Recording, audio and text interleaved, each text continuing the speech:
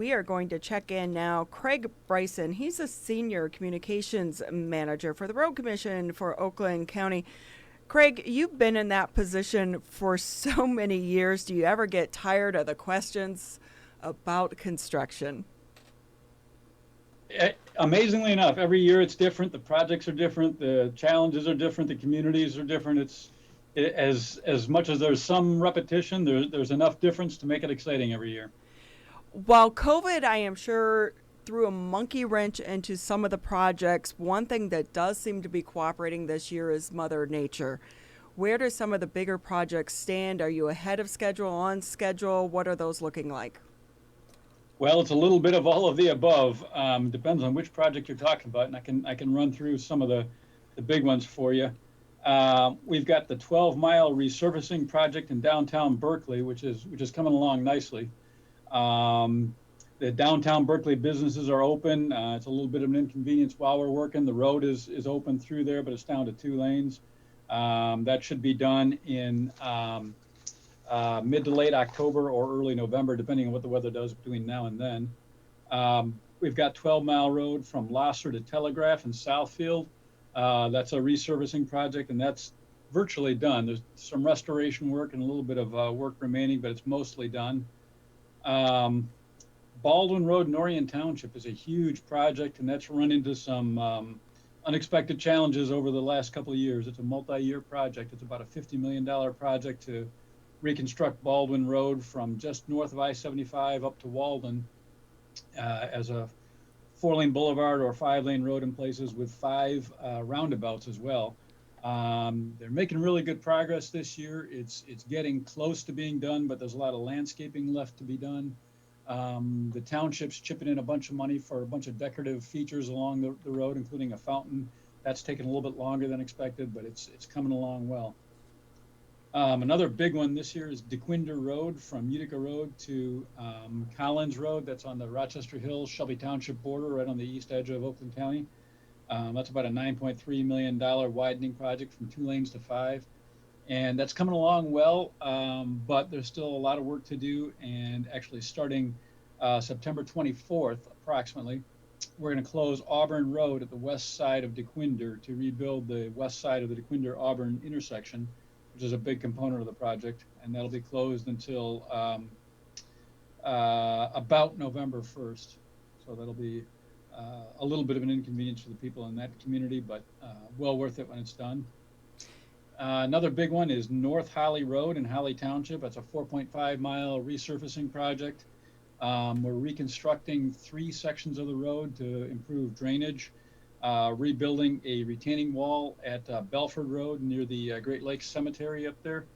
And that one's coming along well. We finished or opened the southern half of the road. Now we've shifted the closure to the north half of the road from Belford north to the county line. Works progressing well on that. Let's see, a couple other things in Independence Township.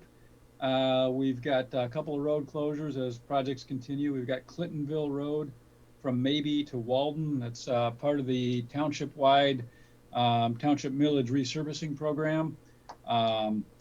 That's underway. Sashabaw Road, just south of Pine Knob Road in the north end of Independence Township.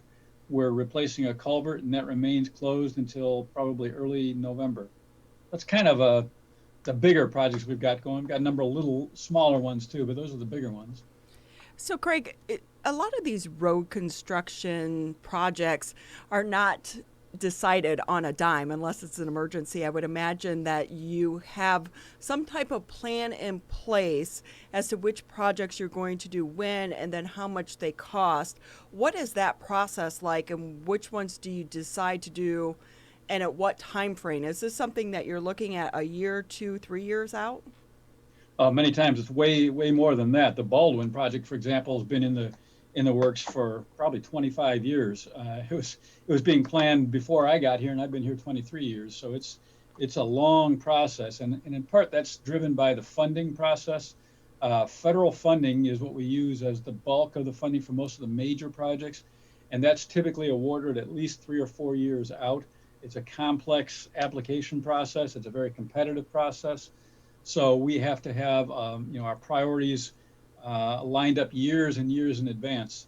There's a lot that goes into that. We look at crash history on roads, for example. We look at road condition, traffic volume. Traffic volume is a huge driver. If we've got two roads in bad shape and one carries 50,000 cars a day and one carries 2,000 cars a day, the one that carries 50,000 cars a day is probably going to be a higher priority, probably get done sooner. We've got engineering questions. Is there a sight distance issue on a road? Is there a curve that's been a problem for years? Something that we can correct with a project. So a lot goes into it. And there are other funding sources too. If we're relying on local funding sources, different criteria, just a whole lot that goes into these processes. So with COVID-19 being the focus right now, are you concerned some funding could be diverted away from road projects because so much is being dedicated to address COVID-19? That's a great question. And right now it's a big concern to us. As you've probably heard recently, the state legislature and the governor have apparently reached a tentative budget deal for 2021. And they've noted that K-12 will be held harmless. What they haven't said is where the cuts are going to come from, because they have to make some cuts. COVID's taken a lot of money out of the state budget. Our great concern is that they will cut road funding. And that's because back in 2015, when they approved the most recent road funding package, they committed half of the new dollars to come from the state general fund. Traditionally, road funding comes from gas tax, vehicle registration fees. Those two things are constitutionally protected. They have to be used on roads. General fund dollars are different. The legislature can reallocate those dollars pretty much anytime they choose with some legislative action and take money away from some source. They committed $600 million a year from the general fund indefinitely for roads starting in 2021. So we still haven't even received the full amount from that yet. And we're concerned that they may have to take money away from that to fill the budget holes. That's a huge concern. It could end up being minor, or it could end up being completely detrimental to road improvement programs across the state. Craig Bryson joining us. He is the Senior Communications Manager at the Road Commission for Oakland County, joining us today on the Oakland County MegaCast. So, Craig, as the seasons change, particularly from spring into summer, but also summer into fall, we experience a lot more severe weather. How does severe weather affect the road conditions, and what does the Road Commission for Oakland County and other road commissions in the local area do to help protect drivers on the roads as a result of those severe storms? Great question. And, starting in the fall and then through the winter, that is our number one priority. And obviously we do that with salt trucks and snow plows. We have a very elaborate plan of how we attack a snow incident, and it depends completely on what day of the week it hits, what time of the day it hits. If it hits on a Sunday morning, for example, versus Wednesday at evening rush hour, we're going to address it differently. So we have a set of regulations that say it's this time of day on a weekday, this amount of trucks are deployed. If it's a heavy snow at this time on a weekend, this number of trucks are deployed. So we put a lot of thought in that. We review that process every year.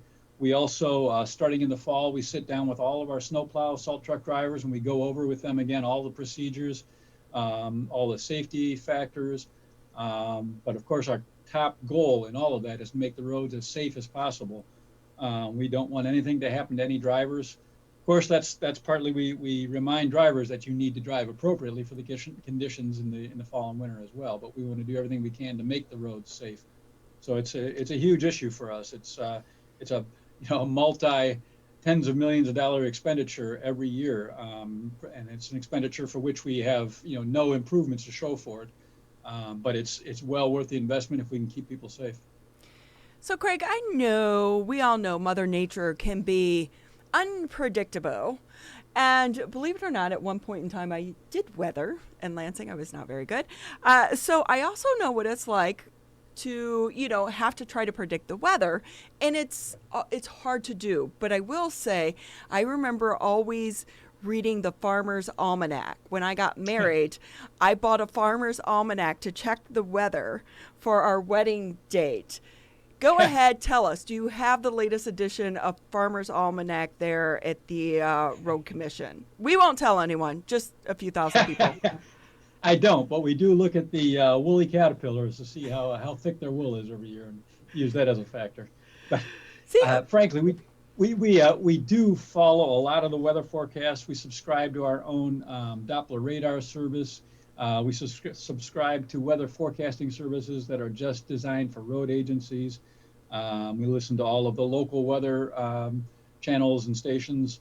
But you're absolutely right. The reality is sometimes all of those services miss a storm or are incorrect in their forecasts. And sometimes we get caught with a storm that nobody predicted, came out of nowhere and dumps a bunch of snow on us. And that's the worst situation for us. It's the worst situation for drivers. Nobody's ready for it. Nobody's prepared for it. And we have to scramble to respond to it. We do have all of our drivers are on call, 7 days a week, 24 hours a day during the winter. So we're able to mobilize relatively quickly, but not, at the drop of a hat. Craig, as we get closer to those winter months, those snowier months, I think people would also be curious to know how the determination of priority of areas that are covered is determined. Who's going to get plowed first and which areas get plowed last? Great question. And it's really a relatively simple answer. It's dictated by safety. So the roads that have the most traffic moving at the highest speeds are our top priority. So that's the freeways, first and foremost. And then from there, we move down to the most busy surface streets, the Big Beavers, the Southfield Road, the mile roads, the major mile roads, those roads that have a lot of traffic. And we work down from there. Now, unfortunately, the reality of that priority system is that subdivision streets are the last that we get to because they have the least amount of traffic and it's moving at the lowest speeds. So our safety mandates that we work down in that priority. And additionally, if we plowed the subdivision streets first, people might be able to get out of their homes and to the end of their subdivision, but they wouldn't be able to go anywhere outside of that. So that's the priority system we use. well, on the other side of that, I've been stuck at the end of my driveway and in my subdivision and haven't been able to get out. But this whole COVID-19 pandemic has changed a lot of things because so many people are working remotely. So many students and schools are now doing remote learning. But from a gas tax standpoint, that has to mean a hit to your budget. Oh, it does. It does. And that's the big concern. Fortunately, the gas tax revenues have come back up a bit since the peak of the virus, but they're still well below where they should be this time of year, and that's an ongoing concern, and that directly impacts our ability to do everything we do. That's our single biggest source of funding. That's our operating revenues. So we're very concerned going forward. As a matter of policy, safety-related functions will always be the last that we cut. So, plowing and salting the snow, patching potholes, emergency road repairs will be the last thing that we cut. But, we may have to look at cutting other things, aesthetic issues, simple resurfacing projects that improve the quality of road but are not absolutely necessary. Some of those things, may have to be cut in the future, and that's something we're studying closely as we progress into 2021. Craig Bryson with us. He's the Senior Communications Manager at the Road Commission for Oakland County, joining us today on the program. So Craig, just a few more minutes with you before we have to let you go. Is there anything else from the Road Commission, any other information that would be important for our audience to know at this moment in time, or any other topics you'd like to discuss today? Well, I did just want to touch on one of the big initiatives we've undertaken in recent years is something we call the Preservation Overlay Program. That's where we do simple resurfacing projects. We put about 2 inches of asphalt down on a road with minimal other work, very little base repair, very little drainage work. And we've been able to do a lot of miles of roads, several hundred miles of roads in recent years with that program. This year, we'll do about 65 miles of road. We're nearing the end of that program, but that's where we come in. It usually only takes 3 or 4 days of actual work over about a 2-week period to put that new surface down, but it's a vast improvement on the road. It's a great program. We're really happy with it. The public seems to really like it. But that could be one of the victims if there is a budget cut in the coming fiscal year. that could be one of the big victims of that budget cut. But in the meantime, we hope everybody's realizing the work that's going on around the county and seeing all that new asphalt going down. We definitely see the orange barrels, so that does mean that you all are working. Craig, before we let you go, it's an age-old question. What can be done to fix our roads so that we're not repairing them so often? Because the potholes in Michigan are legendary. And I do understand when you drive to Ohio and you cross the border, it seems as if the roads are so much smoother in the state of Ohio, just as you go across the border. Now, I have also talked to the people in Toledo, and I do know that Jeep pays for the repairs in that area because it's right there by the plant and they have so many heavy trucks. So that's one reason why the road is so much better as you cross the border. However, the perception is Michigan's roads are so much worse than other northern states. Is there a possibility, or is there any product in development that could extend the lifeline of some of these repairs? Yes. However, that's not the problem. We know how to build roads to last a long time. We simply don't have the money to do it. And Ohio is a great example. Ohio has been spending about $1 billion more a year on their road system for, 15 years now. And they have an approximately equivalent size road system, but their gas tax has been much higher than ours for a long time. And an additional $1 billion a year for 15 years will make a big difference on a road system. So it's, they're not doing anything different than we are. Our engineers are involved in national organizations. They talk to other engineers in other states. We know the processes, we know the techniques. They're using essentially the same techniques, essentially the same materials as we are. They're just doing a lot more of it. For example, I mentioned the preservation overlays. We're able to do those because they're inexpensive. If we reconstructed more of the roads that need to be reconstructed, that would cost dramatically more. It would last a lot longer, but it would take a lot more money than we have available. And Michigan has been one of the bottom states in the nation, and I know I've said this before, but it's true. As far as spending on roads, we've been in the bottom 9 states in the nation since at least 1964 in per capita state and local spending on roads.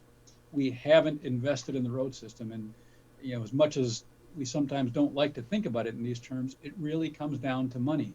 You get what you pay for, and we have not paid as much as residents in every other state, especially the states around the Great Lakes. Almost every state around the Great Lakes spends dramatically more than we do. Wisconsin, Illinois, Ohio, Pennsylvania, New York, they're all investing dramatically more in their road systems, and thus they have far better roads to show for it.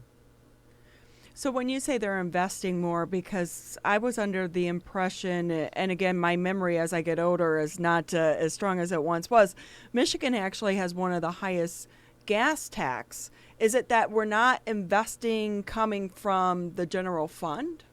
No, that statement is not correct. So we have one of the highest, if you include the sales tax as well as the gas tax, those two combined, we have one of the highest tax rates on gasoline. However, none of the sales tax goes to roads. It goes to schools and local revenue sharing. But our gas tax has until 2017 been one of the lower ones in the nation, well below average. It's now above average in the nation as of the gas tax increase of 2017, but it's still lower, dramatically lower, for example, than Wisconsin or Ohio. So we are not collecting more money than other states. So is this a matter of the lawmakers needing to realign some of that general fund so that it does go to our roads? And the funny thing about all this, this is what our governor actually ran on. This was a big part of her platform. Right. And if you recall, her first proposal right out of the gate was to raise the gas tax by 45 cents. That fell flat and went absolutely nowhere.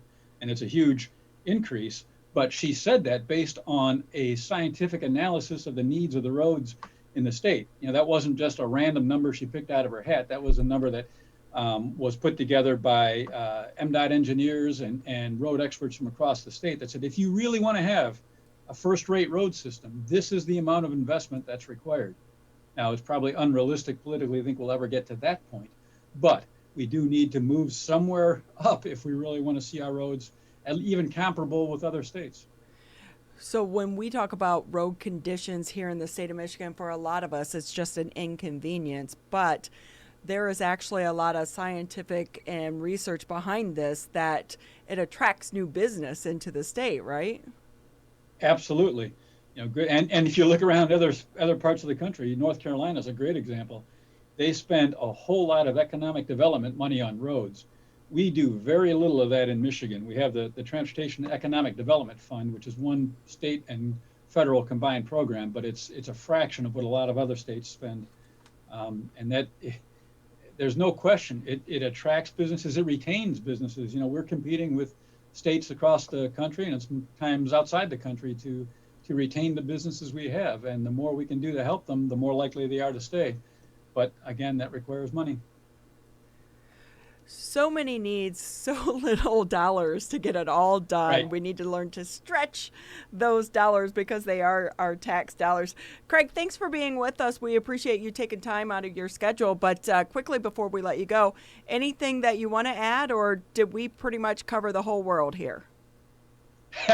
Well, I think you've covered a lot of stuff. Just wanted to say you're based there in West Bloomfield. I know you cover a much larger area, but I just wanted to give a little shout out to Supervisor Kaplan in West Bloomfield. They're a great community to work with. They're great partners on road projects, and we appreciate them and appreciate all the stuff that you guys do to help share information. It's so vital and critical that we have good, objective information available, and you guys do a great job of that.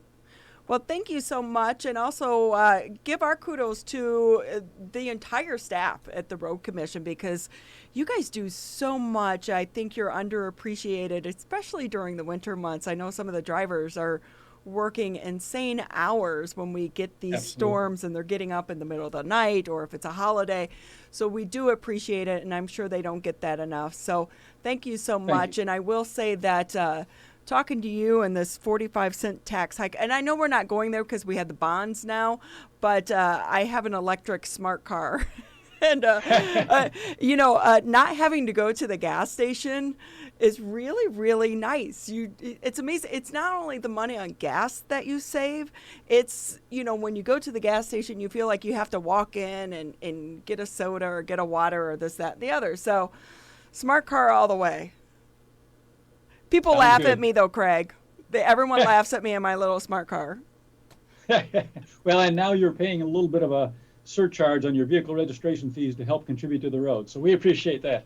Yes, it was an extra $100 because I have two cars. So, my regular SUV, and I was like, whoa.